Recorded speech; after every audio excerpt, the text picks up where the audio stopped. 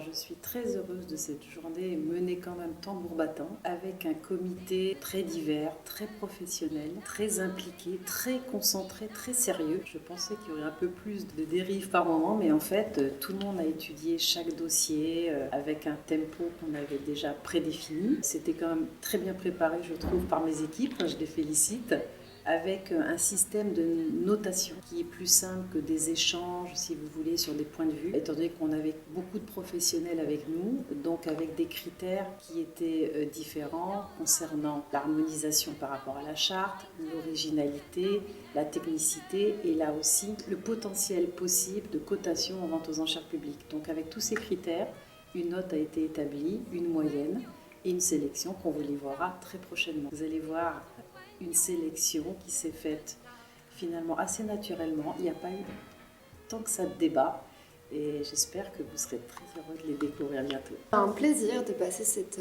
journée avec l'équipe de sélection pour cette vente aux enchères. On a pu découvrir une grande diversité de dossiers, que ce soit au niveau des matériaux, que ce soit par rapport au profil des artistes. Donc c'était vraiment très enrichissant de faire cet état des lieux de la création artistique en Bretagne. Et donc on a hâte de vous partager de belles découvertes qu'on a pu faire aujourd'hui à l'occasion de la vente qui aura lieu mi-juillet. J'ai découvert des artistes que je ne connaissais pas, c'est toujours agréable, toujours passionnant. Et puis on a un peu envie d'approfondir. Pour certains artistes, on se dira j'aimerais bien aller voir leurs ateliers. Et ce qu'ils font plus généralement, parce que là c'était quand même avec l'idée d'un projet. Oui, une très belle journée, curieuse, j'avais pas l'habitude de ce genre d'exercice. D'avoir tous ces artistes qui viennent à notre rencontre, c'était quelque chose de très riche, de très éclectique, des choses qui ont bien à voir avec la Bretagne, des choses qui sont un peu plus éloignées, et une journée très riche. Pour découvrir beaucoup d'artistes, donc et de créateurs et de créatrices, qui étaient quand même très très agréables. Ce qui m'a marqué, c'est la diversité peut-être des choses qu'on a pu voir, tant dans les techniques que aussi dans les intentions. Se dire que aussi l'appartenance à une région comme la Bretagne est souvent traduite par un rapport à la nature.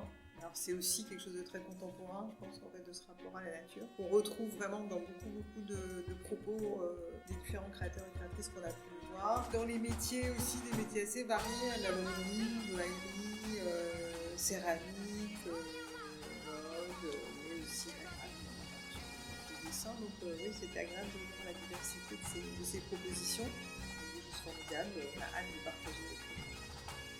Participer à la journée de sélection pour l'exposition Vente Arcésavel a été une expérience incroyablement enrichissante et stimulante.